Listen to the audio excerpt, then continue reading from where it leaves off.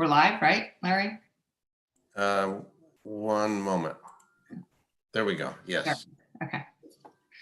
Okay, welcome to the November 18th meeting of the Community Services and Personnel Committee. I will begin by calling the meeting to order and calling the roll. Greg Burnett.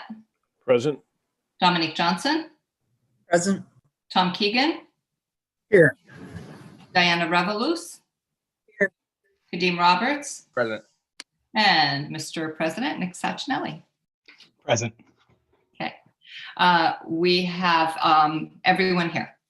I need, next item on the agenda is the approval of the minutes from our meeting of October 21st, 2020. Do I have a motion? Motion. Mr. Roberts makes that motion. And I have one minor typo, which is on page 3, the last paragraph, last line. Mr. Sachinelli began a cadence. It should be cadence, C-A-D-E-N-C-E of meetings, just a typo. And I have nothing else. Does anyone else see any changes or questions? Okay, all in favor of the minutes as amended? Raise your hand. Raise your hand. It is unanimous. Okay. Now on to, hold on, now I got to go back to, my printer is out. And so now I'm like scrolling on my iPad here. Okay, so item number 4, for discussion under community services, we have strategies to promote city initiatives. So I just want to just introduce that by saying, you know, after our last meeting where we discussed the concerns that we have about the initiatives that the city is addressing that do get to the concerns of equity and justice for our community, we came to a realization that even though we are doing things, that message is not getting out to all of the public. In particular, people who are not don't have access or don't use social media for whatever reason, or have internet problems at home, don't have internet access. So how do we reach those people? I did send an email out to the committee. After I actually met with Josh and Lamond, Josh Morgan, our communications director, and Lamont, of course, our community services guru. And we discussed some ideas, some of the things that came up at our meeting. We talked about some of those, kicked some ideas around. But what we have tonight is Josh has joined us to discuss what the city has been doing and some ideas about how we can move forward. So I want to turn it over to Lamond, but his head just disappeared. Excuse me, Chair. Did we skip item number 2, public comment? Oh, gee, I'm sorry, we did. Do we have? I'm sorry. We do have one person. I don't know, someone named Greg. Greg, if you'd like to speak, please raise your hand electronically, and I will unmute you. Yeah, we just have one person named Greg. It doesn't look like they have any public comment, so we can move on. Thank you, Larry. Okay. Okay, so now I'm just going to turn it over to Lamond to introduce the strategies. Certainly. Thank you, Madam Chair. For those of you, I think everyone knows Josh Morgan, Director of Communications. He's joining us today. He's going to prepare the presentation to really give you all an overview and also share what the city has been doing, especially since Josh's arrival. There's been some really fantastic things and some fantastic strategies that we have been embarked on. So I'm going to turn it over to Josh Morgan, and then I may, engage in some of the questions that throughout, but Josh is going to put forth the presentation for us. So welcome, Josh, and I'll turn it over to you, Josh. Thank you, Madam Chair. Thank you, Lamont, for the introduction, and thank you, Madam Chair, for inviting me to join your committee meeting tonight. So I'll just jump right into this PowerPoint deck presentation. that I put together. We'll try to share my screen here, and we'll go through and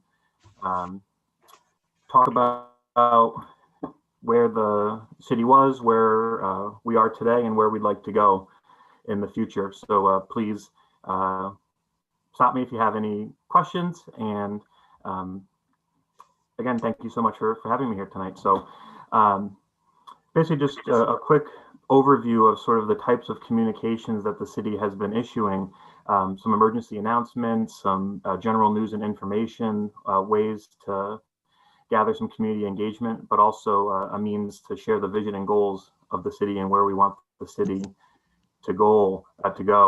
And what we want to do in any communication that we put out is explain clearly what's happening in language that's easy to understand for everybody. Also, with social media and blogs, there can be confusion and rumors that are out there. And so we want to use our communications channels as a way to clear up any confusions or dispel any rumors. So previously, as many of you know, there was no dedicated communications function in Norwalk. Mayor Rilling had proposed creating this function back in early 2008, maybe late 2017, which was then approved by the Common Council, and the communications manager position was created, and I started in May 2018. So when I came on board, really the initial steps were to sort of assess what was going on in the city, create some protocols in place, and develop some plans. So where the city was, the city was doing really well on some fronts, emergency communications in particular, but there were some gaps in communication. I immediately noticed how often was social media being used, where were press releases going out, or when were they being sent out? And really, and perhaps most importantly, was how accessible was this information to the general public? So I just want to touch on 3 areas, and I'll apologize if I'm going quickly, so definitely feel free to stop me if you have any questions. Social media was really being used in a passive manner. Things were being automated because there really was no one to stay on top of the demands on social media. So pages weren't being monitored, questions were kind of being left unanswered. Our public relations strategy was pretty sporadic, and it really wasn't tied into the overall larger vision of the city. And our website was very text heavy, and it wasn't all that reliable on mobile devices for people that are visiting on their smartphone or on their tablet. So where we decided to go is initially was to enhance our social media presence and really share more information with the Norwalk community. So we took it to launch an Instagram page, engaging and interacting with different community groups and nonprofits on our page and their pages. We've been able to create some brand ambassadors, and I'll talk a little bit about that in a second, and also improve some customer service. And I just love this quote that social media is not like television, it's more like a telephone. So why we focus so much on social media when I came on board is that just within the last 15 years, we went from 5% of the public using social media to more than 72% of residents, half of Americans using the social media platforms. But really, what the data shows is that while 70% of people are using Facebook, there's really a substantial difference in the ages of people who are using different social media platforms. Snapchat and Instagram in particular tend to trend a little bit younger for the folks who are using those platforms. So we took a look at our content, and here's just a couple examples I'd go through. Our council meetings are shared on the Facebook page, and a lot of those are just being automated when they were posted online. And no offense to our August 30th, 2018 council meeting, but there was no engagement on that post, not even a like. So just a simple strategy of just putting an actual caption on the council agenda video talking about it, and then actually putting a comment into the post, which was a comment from the city of Norwalk sharing the agenda links. It just helped show up more on Facebook. So it reached over 1,100 people and actually had some more engagement. So that was just something small that made a difference for people to view the council meetings. Josh, can I ask a question? Yeah, you absolutely. Yeah, just go back to that slide a sec. So when it says 1,126 people reached with 47 engagements, so that means there's 1,100 people that clicked on it, but 47 who actually took the time to watch the meeting? So it's a little bit different. So I'll talk a little bit about impressions and engagements in a second, but Okay. that number is what I can see as a page administrator for the city of Norwalk. Mhm. So 1,126 people reached that's how many people actually saw the post. The 47 engagements is how many people actually clicked to watch the video, or is included in one of those 4 people who actually liked the post. Okay. Thank you. You're welcome. And again, the same thing, just two comparison posts about beach passes before the change to the system of not needing to print out your beach pass with the license plate readers. It was just a press release that was posted online that then got automatically shared to the Facebook page. But then, we were able to create a bright graphic that plays well on mobile devices and talks about the resident pass, and it reached a ton of people and had a lot of engagements. And it's kind of cut off at the bottom, but you can see that it was shared 75 times. And like I mentioned before, the city had a Facebook and a Twitter page, but we lacked an Instagram presence. So that was one of the first things that I took on, was launching the Instagram page at Norwalk_CT. Follow us, please. And what's really great about Instagram is people are sharing a lot of great stories and a lot of great photos. Those are residents, businesses. Those are people who are just visiting Norwalk and going out to eat or going to our beach, and they're tagging the city. And that just allows me to see that as a page administrator and react to those posts, engage with those posts, and really just sort of grow our online community. And just some examples of what's been working is what I like to call ambassadors. These are people who are talking about the city, sharing information about where people can find updates on what's happening in Norwalk. So obviously you all are ambassadors for the city of Norwalk in your elected capacities, but this could also be the everyday residents, could be a business owner, or a leader in the community. So I just love this post that I wanted to share. And I apologize if it's hard to read, but someone had shared in one of these Norwalk, Connecticut groups, someone asking about COVID testing, and this resident said, the best bet is to follow the city on Facebook or Twitter for the updates. And that's just so helpful for people just to be sharing that, this is where some information is going, and appreciate them lifting up where people can find trusted information. And this is like one of the best parts of social media, is when people share good feedback and positive feedback.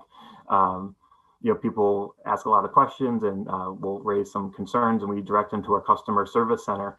But this is just so great that someone had shared, thank you, City of Norwalk, for your response about a scary tree issue in Golden Hill. And I just, I had to respond and thank you so much. And she said, Outlook Drive is so appreciative. And so that screenshot was shared to our operations folks, our crews who were actually out there, who did that work. And it's just so nice to share that feedback directly with our employees. So all this to say that these efforts are really paying off on our social media pages. So just, followers, these are the people who are following our Facebook, Twitter, and Instagram page. It doesn't include the police department page, and they have a very active presence on social media, or any other Norwalk pages. This is strictly just those 3 City of Norwalk pages. And you can see from January 2018, when we had about 4,900 followers, through October 2020, we're close to 16,000. So we have some really steady growth on our social media pages. But it's not just about people who are following the page. We want to make sure that our content is being seen and that people are talking about it. So this is your, Madam Chair, to your question before about views and engagement. So impressions is something, how many times someone saw a post. So if you're just thinking, I'm not sure who uses social media or not, but if you're just scrolling on Instagram and you come across the page or a post, that counts as an impression. But if you comment or tap the heart, that will count as an engagement. So, where we started 2.5 years ago with 65,000 monthly impressions, now we're over 390,000 impressions every month. And this is really the most important part in my mind. These are the engagements. These are the people who are taking the time to like a post, to share a post, to comment, to interact with the city of Norwalk on any one of our social media pages. So again, this is just the Facebook, Twitter, and Instagram page for City of Norwalk. And we're up to about 33,000 monthly engagements, which is a big jump over the last 2.5 years. So I'll just pause for a second to see if there's any social media questions, and I have some other slides to get through before we get to some of the future strategies that we're going to talk about. But I know I just sort of put a lot out there, so I welcome your questions and giving myself a chance to have a sip of water. Does anyone, I see Mr. Roberts has a question.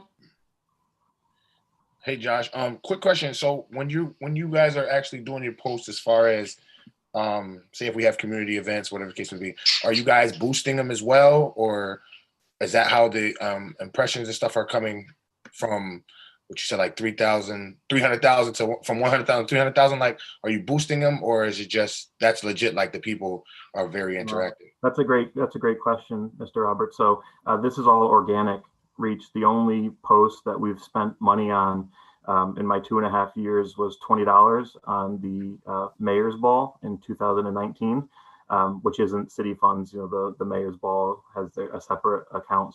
So there is no dedicated ad budget for this position. So we haven't done any social media advertising. We have done some community advertising, and I have a couple slides on that, but social, that's 99.99% organic. Any other questions at this time? I just have to scroll through because I can't see everyone at the same time right now. I just, I would just like to add that it's really impressive what you have done with communications, Josh, improving our social media outreach, and that increase in engagements is just incredible. So, and I know how hard you've been working during COVID. You've just done a really good job. So I wanted to make sure to acknowledge that. I don't want to skip. Ms. Revoluz? Yeah, thank you, Madam Chair. I don't want to skip ahead. I'm sure you're about to say this to us already.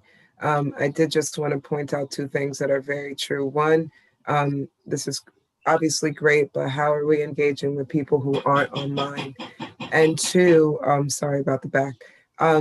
The age part about it is 100% true, right? Like, for our youth, you want to be on TikTok or what's that other one? Snapchat or whatever. For like someone my age would probably be like a Facebook or Instagram. So just wondering, are we seeing, like, just saw Brian McMahon on TikTok today with one of their assistant principals. Just wondering, are we expanding our reach on social media? Because you did say it's an age thing. It's very true. So are we divulging into a more youthful place in social media? And again, I'm sure it's further in your presentation on how we're reaching out to people who are not that engaged on social media. Yeah, absolutely, Ms. Revelos. Thank you for the question. So definitely have plans to venture into some of those other mediums like Snapchat, like TikTok. Have been having discussions with our community and economic development team about having a TikTok that we can use to help promote local businesses and tourism. So there's a lot of stuff that we're planning to do, but absolutely need to get more young people involved. And I'll just put a pin, if that's all right, in sort of what we're thinking about the digital divide and people who may just choose not to have social media for one reason or another. So that's sort of towards the end of the presentation to springboard into hopefully a dialogue and a conversation with you all. So if that's all right, I'll just kind of hold that for a couple more minutes. Okay, thank you. Anyone else right now? Okay, go ahead, Josh.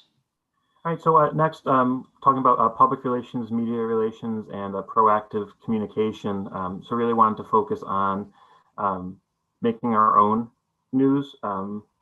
not just letting the, whatever the newspapers want to write about or try to find a story, being able to share the good work that the city is doing and what's happening, so residents are aware and taxpayers know that their money is going to good use.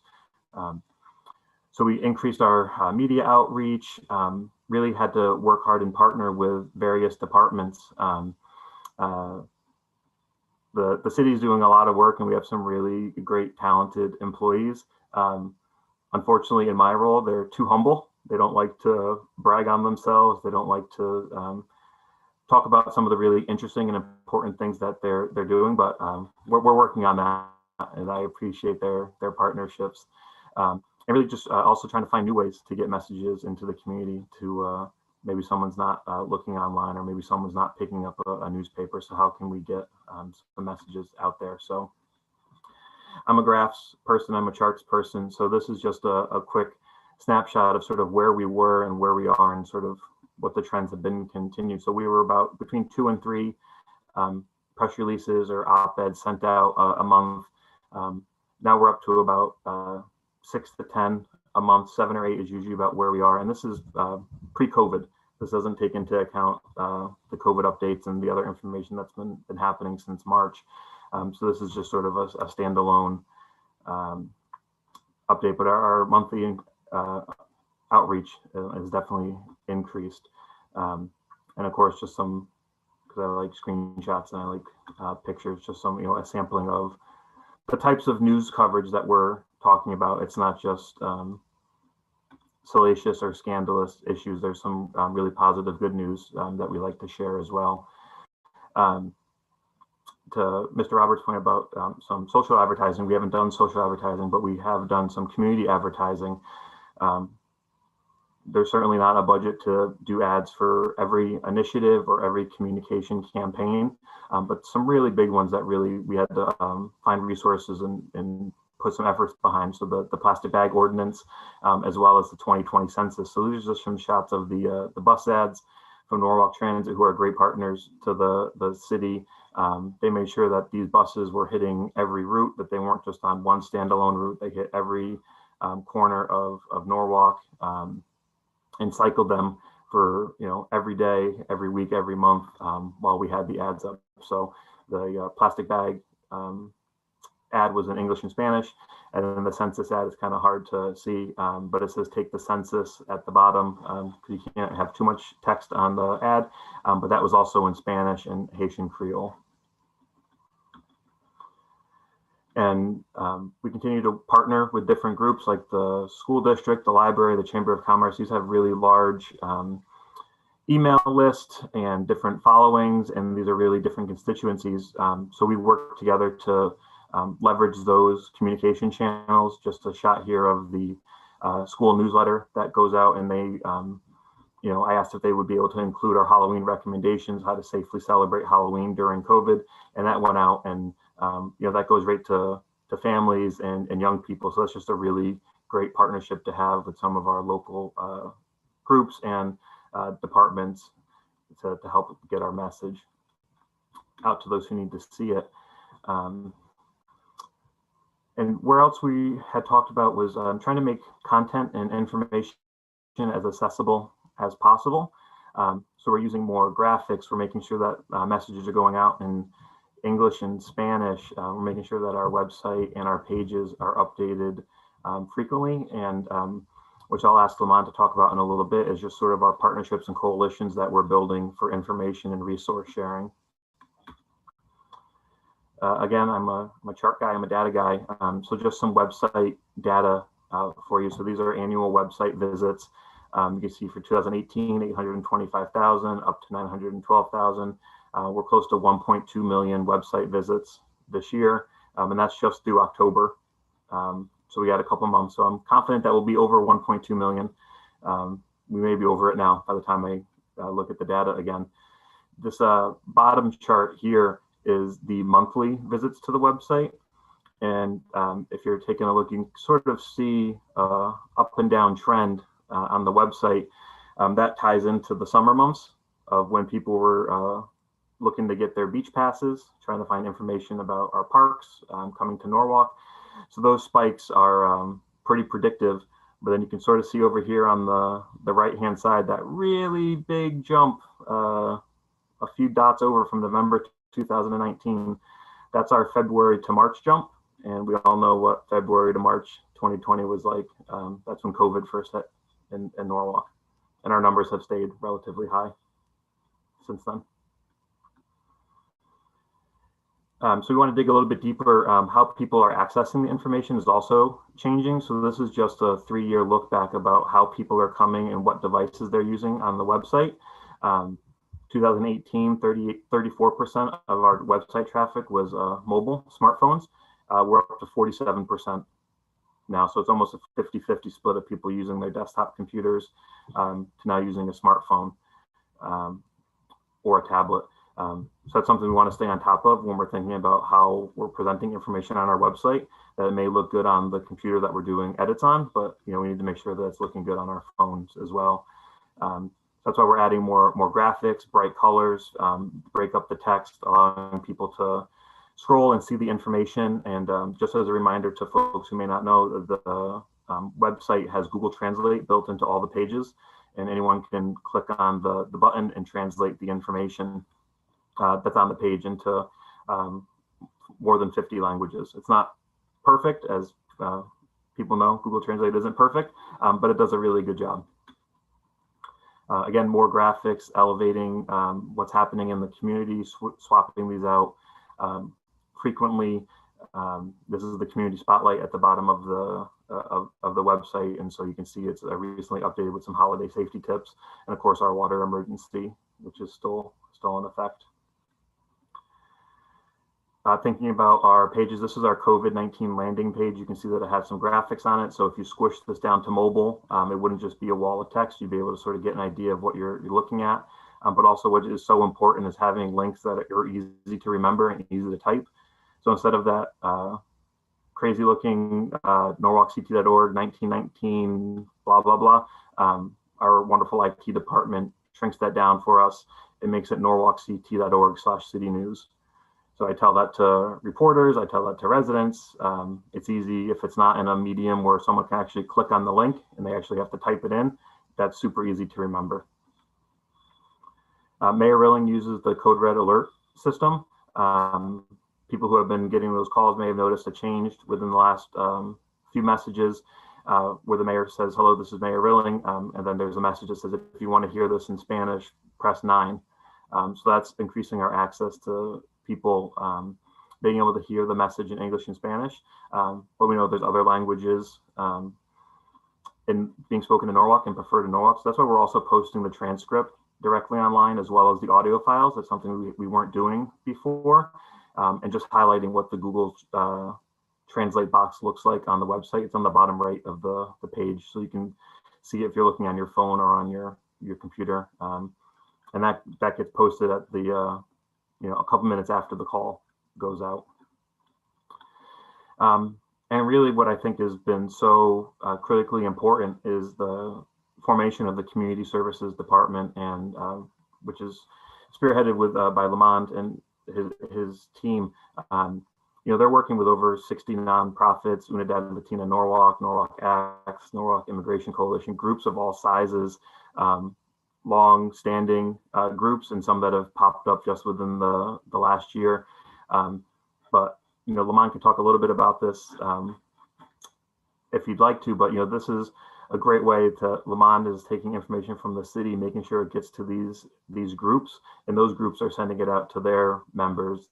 These are the folks that are really on the ground in Norwalk. And these are just a couple photos of our food distribution sites that get promoted a day in advance, and people are showing up. So I don't know if Lamont has anything to add about these, because this is really his. Yeah, just a comment. I know the question is always, and I continue to grapple with, what about residents who are not connected to the internet? So so we're very aware of that is a demographic that we are figuring out. But what makes me hopeful is that many of those groups who we are connecting with, they then become, as Josh mentioned earlier, become, if you will, our brand ambassadors. So while the social media or the information may go through them online, they have connections to the family where literally, and I've seen this with my own eyes, the word of mouth becomes apparent. And one example that you may not be aware of, I'm not sure if any of you have been on the calls where we know that giving our COVID numbers, we are seeing a specific rise in her Hispanic Latino population. And so we're working specifically with neighborhood groups all over the city, both large and small, both formal and informal. And while we're connecting them through social media, they themselves are then making sure the information hits to a ground. And where the confidence is, or at least seeing some traction is, we set aside one of the stepping stone sites specifically. We wanted to attract or identify the Hispanic community for the stepping stone sites. And we had well over 300 people specifically of Hispanic Latino origin get tested. And that was the credit of the organizations such as the Unidad Latino Network, Mutual Aid of Norwalk, that while we're connecting with them on social media and sending information out, they're then making sure it gets into the neighborhoods in those streets. So then families and individuals are coming out. So that is just one example. And I know, Josh, we continue to say, how can we do more? But there are avenues to where the information may begin through the internet, but then these local groups, which we are very much appreciative to then get it out to those neighborhoods. So that's just one example. And that's happening a lot, evidenced by some of these activities. Because if you remember when we did the initial food bank, it was promoted online, but many folks worked through the community to make sure they knew about it, those who didn't have access. And now because we have this system, families are reaching out to each other saying, let me know when you see something online. Thank you, Josh. You guys, not to interrupt. Are there any questions right now? Yeah, may I ask a question? Yes, go ahead. I would definitely double back on word of mouth because that's the biggest thing for anything, right? How engages your live on Facebook and IG? That's another platform, for example, if you want to create a podcast of sorts that could intertwine. And second question is, have you thought of like ways to connect like a mass text item that would bring people to your online whatevers? Yeah, great question. So we've done some live videos, and it's really been to expand access to community events. So it's, most recently the 9/11 ceremony, since it was really pared down because of COVID. Different events, sometimes they're happening, they're usually happening during normal business hours. So we put them on Facebook, and the videos are there for people to watch if they choose after. So definitely more videos are in the plans, more going live. And you mentioned text, so we'll just put a pin in that one again, because you'll bring up a lot of great ideas, and they're definitely places we want to go. And I promise you, I only have just a couple more slides. And the reason why I said with the live, just in going, and events are great too, but getting people's attention to with like short live marketing is also a great way to pull people in. So even if it's an event, but just randomly using short live, hey, this is Norwalk, blah, blah, blah, blah, blah, whatever, periodically also can be a way of pulling people in, if that makes sense. Yeah, absolutely. Like I said, we've been doing a lot of the events, but shorter videos just connected to what's happening in the community or what's happening, what's coming up this week. We definitely want to do more of that.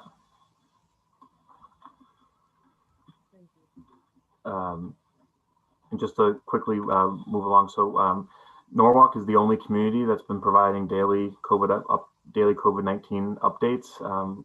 Even the state is not sharing numbers over the weekends. Today is actually 8 months to the dot of the first update. So March 18th, 2020 was the first update from the mayor. So we've been continuing those daily since then. You sometimes wonder if people are reading them or expecting them. So I just had to share this one from Twitter. Was dragging my feet a little bit and didn't get it posted in time. And so where's today's update? A little after 7 o'clock. Oops, sorry, got sidetracked with some other stuff. But yeah, no, people are reading them and looking for them, which is really good when we're getting information out. And really what this is all about is impact and getting messages out to the community. We had talked about it a little bit before, but like the food distribution events are just promoted a day or two, and the lines are wrapped around the park, and people are getting there early to get much needed food.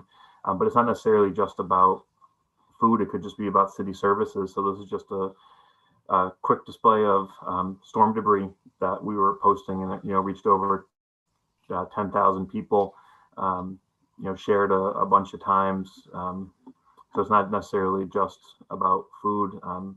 And of course, people are looking for COVID testing. So that, this post had reached over 12,000 people.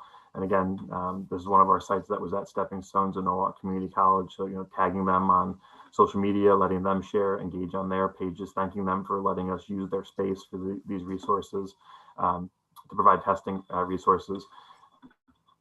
So now I know this is what we are really here for, to sort of talk about where we want to go in the future. So really the goal is to continue to communicate effectively, with really an emphasis on reaching the hard to reach groups, the folks who are on social media, who maybe lack reliable internet, who aren't going to necessarily choose to or know to look on the city website or where to look on the city website.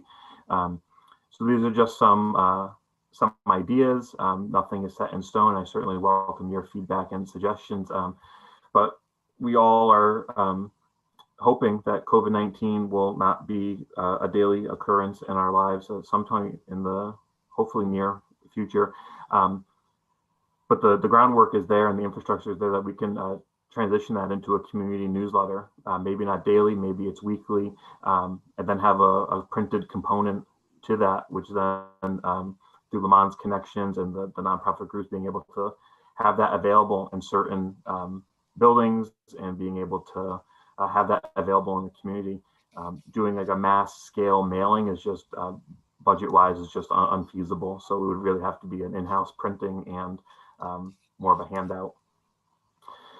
Continue to partner with large groups. Everyone knows the Walk Bridge project is here and it's going to be continuing for a number of years. So that's a really a partnership that is going to be so critical to make sure that residents and businesses have the most up-to-date information. To Ms. Revelos' point, exploring using more text messages. So we do have the Code Red alert system. We do have the capability to do more text messaging or emailing through that. And we're looking into that, being able to use that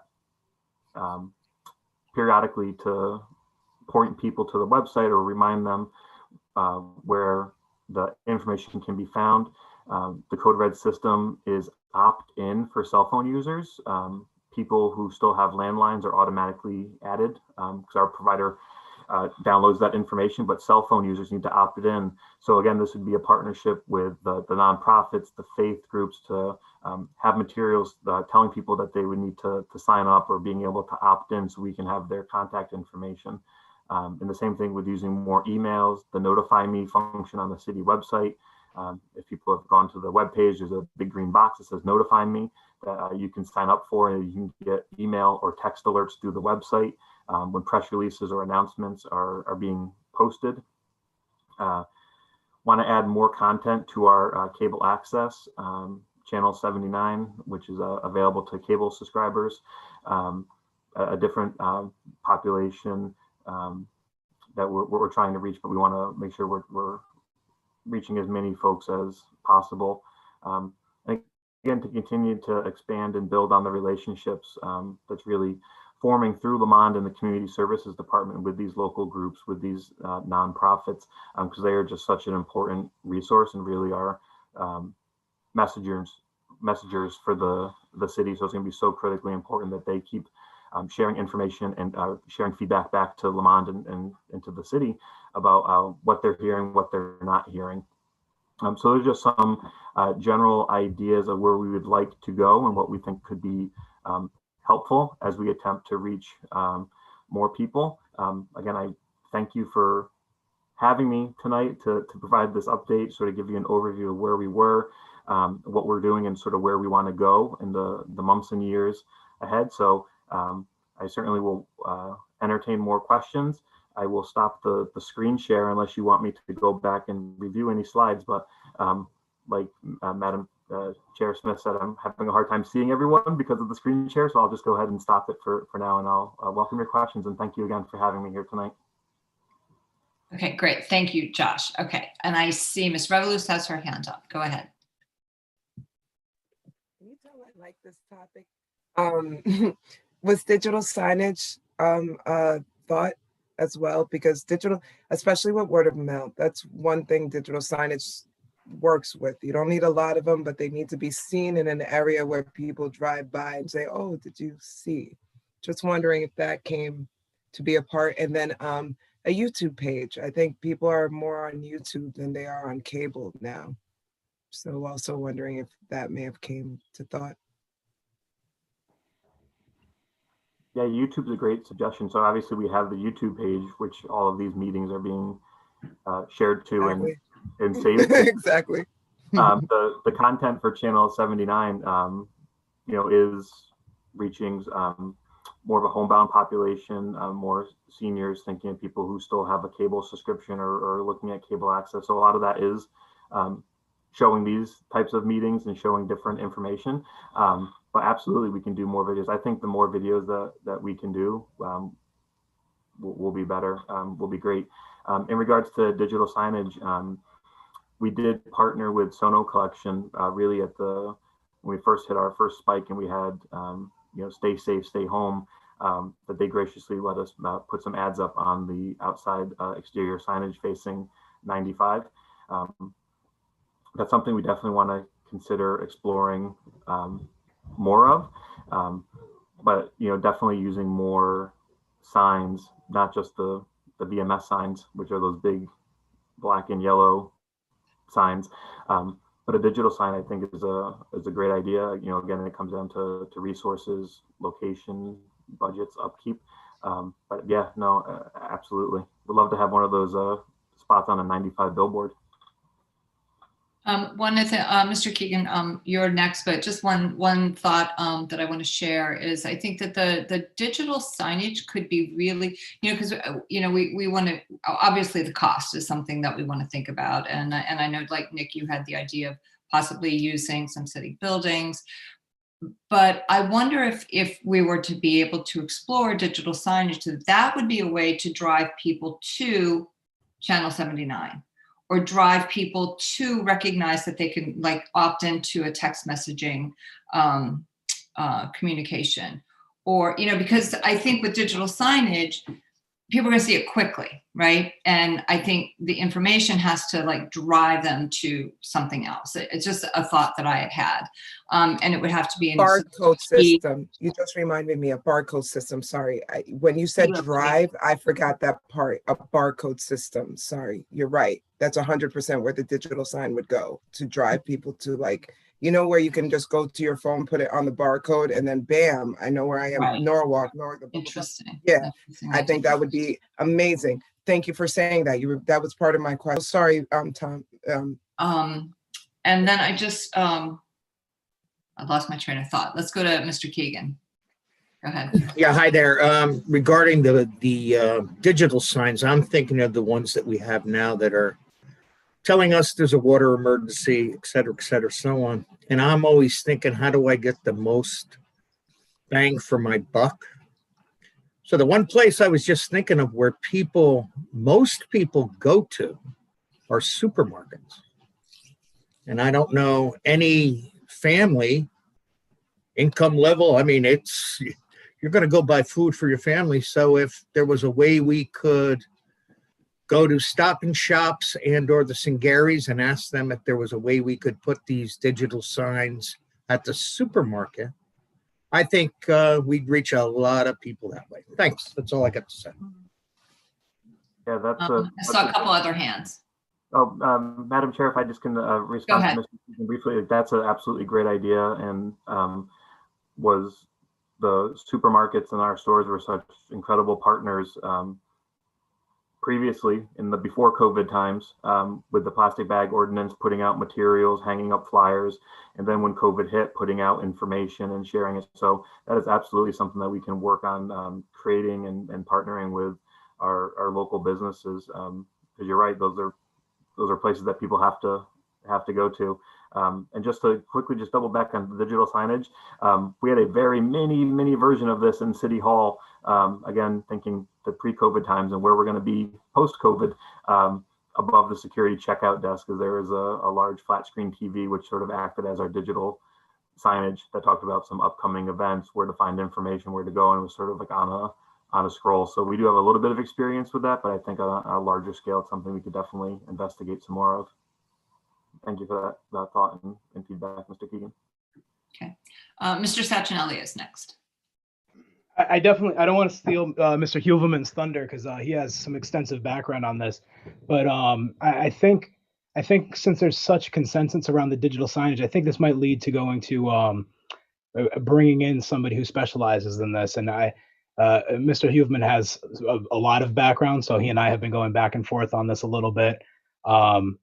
Actually, maybe I'll just tag him in at this point because it might be worth, instead of continuing the discussion, just moving forward and trying to find a consultant to bring in, make recommendations of, the best technologies to leverage at this point, because I think everybody's on the same page around the digital signage concept.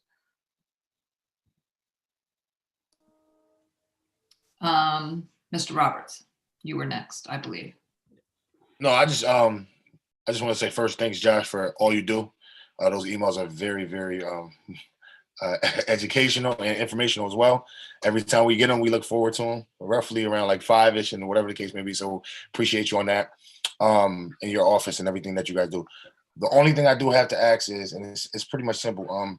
I'm a young person within the city, and I'm very, internet savvy, a real, long following in the internet.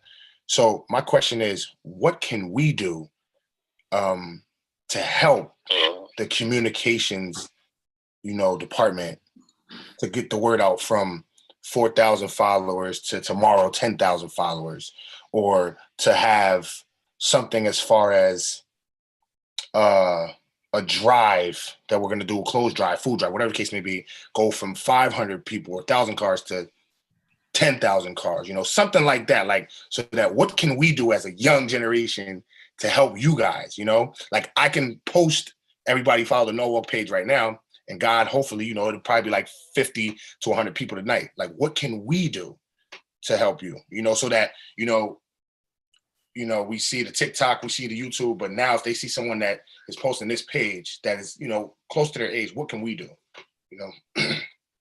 Yeah, that's a great question. And I think the more people share content and share messages in your online presence or in your personal lives. I mean, I had said earlier that, as elected officials, that, I would consider you all community leaders, ambassadors for the city of Norwalk.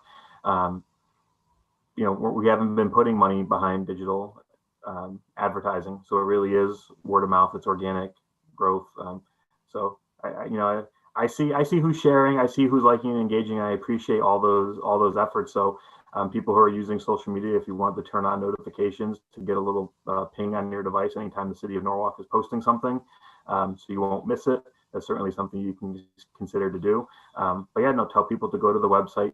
The social media buttons are on the homepage of the website, so you don't even have to tell them to go to this page or this page. Just go to norwalkct.org, and the Facebook, Twitter, and Instagram buttons are right on the top of the page. So just continuing to share content and telling people where they can find the information would be super helpful.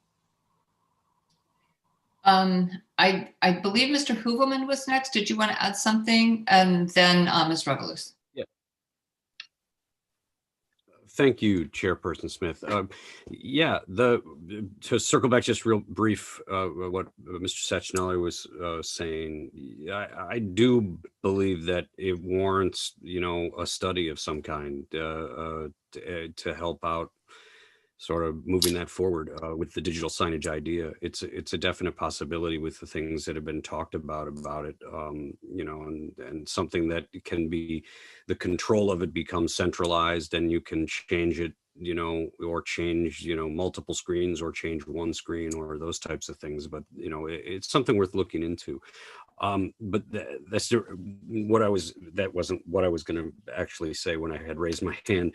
But I first want to just say, Josh, you and Lamond, you guys are doing amazing work promoting everything to the city. And, you know, and I echo what Mr. Roberts said about, you know, anything we can do that we need to continue to do to keep bringing this forward. I mean, I think, you know, we're in an unfortunate place since March, but on one level, we've learned a lot that, you know, now we can go forward with. I do have a question about the cable stuff. That I find that interesting. That, I mean, I realize cable, you know, channel 79 for the elderly people is probably a big connection point, but, you know, our family, we cut the cord and we stream everything. And so we don't, you know, unless I get it on my phone or an email, I don't know from an advertising standpoint, because I don't play in that playground anymore. So the concept then of, you know, a YouTube channel or a bi-weekly podcast about This is Norwalk, and, you know, are those things that you might entertain? And, you know, or is that even an arena that the city itself wants to get involved in? Or do we, you know, because we don't have a newspaper that's really just our newspaper. We don't have a radio station. We don't have a TV station. So it's sort of, I don't know what your thoughts are on that. And I guess that's sort of what I'm leading towards, is to hear what you guys might have to say and think about that. Yeah, I mean, I would say that we need to be in a position where for lack of a better term, that the city is its own media company, that we need to be controlling the messages that are going out. You know, the concern of people who have cut the cable is real. But, you know, thinking of maybe a senior who still has cable may not be tech savvy to go on Instagram or go on YouTube. So it's really a wide range of mediums that we need to utilize if we're trying to reach everyone. The folks who may listen to a podcast may be the same folks who would be willing to find us on YouTube, or, you know, if we ever have a TikTok, find us on TikTok, or listen to or, you know, go on our Facebook page. So I think we need to investigate all avenues. The goal of reaching everyone is a communications professional and consultant's dream. It's easier said than done, but I welcome these conversations and these ideas to take back to my office and to kick around and, you know, continue these conversations with you all. Well, it's an intriguing question because of the fact that we're, you know, 40 years ago, 30 years ago, you had 3 choices, and now there's 150 choices, and it makes your job, I think, that much harder for you guys to try to reach. How do we reach all of these different people on all of these different platforms? I think you guys are doing a great job, but, you know, whatever we can do to try to help find those ways and help you get that message out. I mean, what, you know, tell us, I think, is kind of what I'm saying. But thank you again for everything you guys are doing. Yeah, I mean, Josh, you've just really, really done a great job. And especially when, you know, we see the data that you just presented to us, the engagements, and, you know, how much you professionalized our communications is really great. One of the things that I just like to put out to you is, you know, because we have so much talk about, you know, digital signage and using it to drive people to, you know, what, you know, other, you know, what we might be doing. And I think that we would need for you to explore this, or explore it, you know, maybe we need an ad hoc committee or something, but you know, the funding, because that's going to cost money. I mean, you're a one-man show, right? The communications department. And, you know, how could we make it work financially? Because there would be a cost involved. If we're talking about a consultant, or we're talking about, you know, doing it correctly, Where did the funds come from? So that's something we have to explore. Diana, you've been waiting a long time.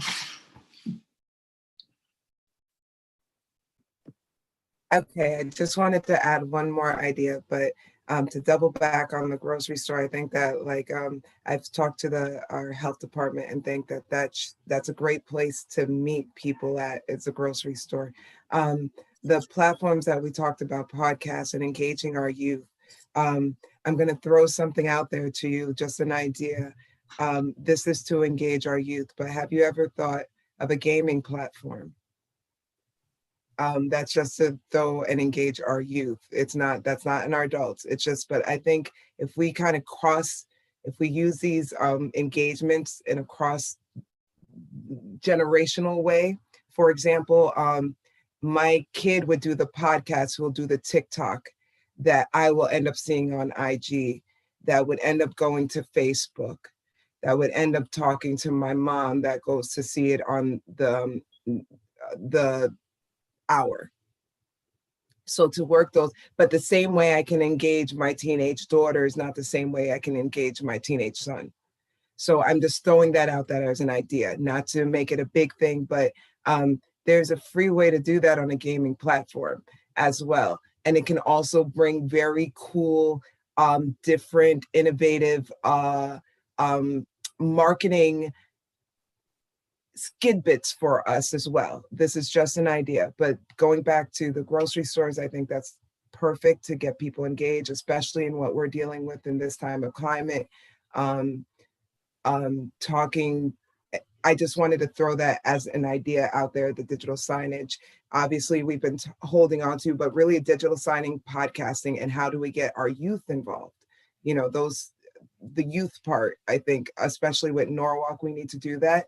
But our youth gets our adults engaged, gets us talking, gets our parents, starting to, I'll go look at Brian McMahon or Norwalk High's band because my kid's in band. You know what I'm saying? So if my children are doing the podcast, I'm going to go watch the podcast type of thing. You know what I mean? So just wondering, and in those podcasts, how can we make it so like from 5 to 6, the boys are watching, but they're engaging, where, from 12, because I'm home, I'm watching. Does that make sense? Just an idea. Mr. Sacchinelli.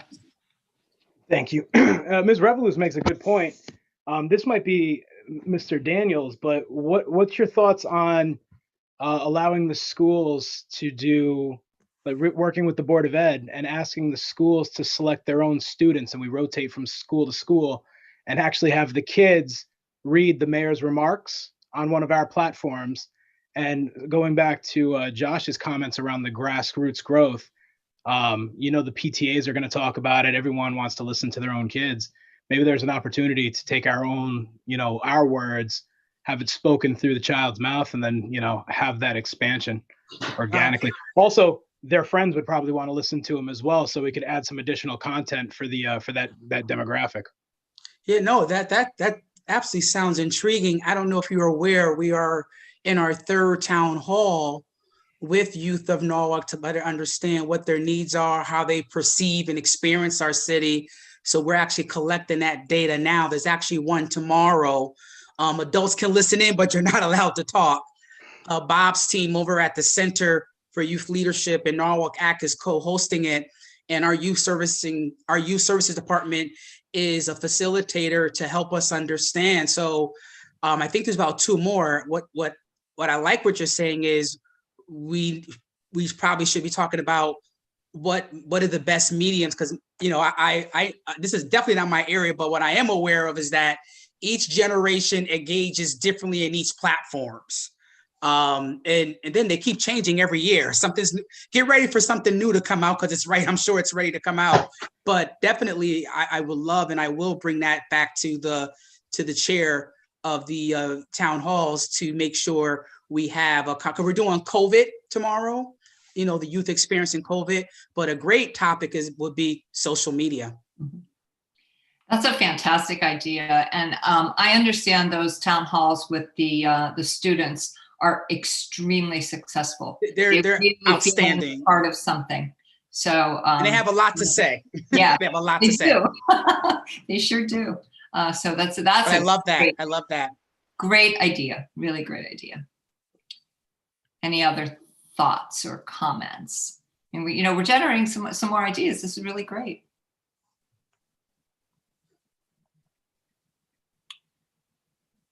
Okay. You already said you're doing it, but again, just as many ways as we can incorporate language, which you guys are already doing a beautiful job. We can't quite Can't hear you. I'm sorry. I There was you just are. gonna say, I'm just saying it because you've already said it, but you're doing a beautiful job. But as much as we can incorporate language, obviously we need to, but you guys have started a great way in doing that. But if we have nothing more to say, the more languages we can engage in as well, the more voices we can get.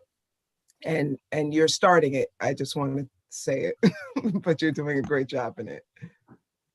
This is one of, we're in such an unusual time. This is like once in 100-year situation that we're in, and we're having to think in completely different ways than we ever have before. It's, it's a new territory. And so in that regard, I think no idea is a bad idea. And even in a bad idea, there's a seed of a good idea. You know what I mean? So I think that this has been a really good discussion with some good ideas that we can, move forward with and take to the next step. And so we will follow up with Mr. Morgan. And some things that I don't want to neglect to point out is that this issue is coming up in other committees, and so it's important that we make sure that we're all talking and sharing that information and making sure that gets to the right people so that we can have some action. All right. Well, onward and upward. Do I have a motion? Ms. Revolus, it's you. All in favor? All right. Good night, everyone. All right. Thank you, everyone. Have a good night. Thank you. Thank you. And happy Great Thanksgiving. job. Happy